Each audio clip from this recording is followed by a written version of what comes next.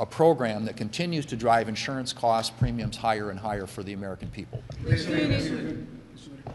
On these Venezuelan boat strikes, a number of your members this morning said they would support releasing the video of that September 2nd strike publicly. Would you personally support that? Well, I'm happy with what they are doing. I think they are, the relevant committees, as I've said before, the Armed Services Committee, both Democrats and Republicans have had an opportunity to view that video.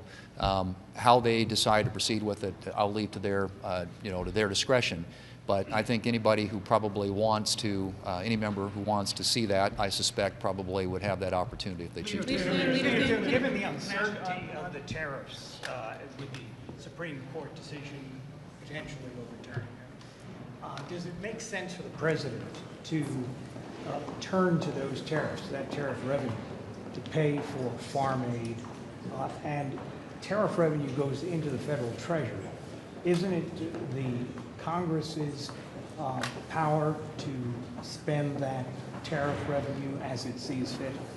Yeah, I mean, for those of you who've been following farm policy for a long time, which I have, I've been through 4 farm bills. The one we're working on right now that got derailed, but we got a lot of it included in the reconciliation bill last summer, would have been my 5th. And throughout the years, there have been attempts, and obviously this is the most recent one, to deal with tremendous losses that are being experienced in the agricultural marketplace, in this case because of a loss of markets. And that is related to some of the trade issues that we're dealing with. The president's obviously trying to get the attention of the Chinese, get us into a better place in terms of reciprocity with them. But in the meantime, it has an impact on the markets that a lot of our agricultural producers have access to. So to me, it makes all the sense in the world that if you've got a lot of revenue coming in from tariffs, and you need sort of a bridge for farmers. A lot of the changes that we made in last summer in the reconciliation bill don't take effect until next year, and the farmers, the safety net programs, will benefit from those. In the meantime, to have something that helps them bridge that time when they've had this loss of markets and are experiencing historically low commodity prices and historically high input prices. The margins in agriculture are gone. And I say that for corn and soybeans, other commodities, but those 2 in particular are where we've seen a real impact. And I think the administration's trying to respond to that and ensure that the farmers get to a time where we have that market is opening up again, China's opening up again, so hopefully this will be a bridge to the future. But I think what the administration did in terms of using tariff revenue to do that makes sense. Just on the Venezuelan boat strike again, I know you say that all your members have access to that video, but they're coming out with a dramatically different interpretation of that video.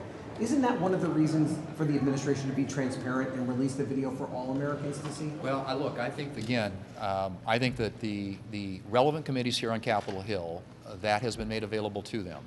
And I'm going to leave it up to them to decide who has access to it. But as I said before, I think any member of Congress, and certainly people are going to come up with different interpretations because we live in a political environment. And, but I suspect that anybody who has seen it knows pretty clearly what the facts are.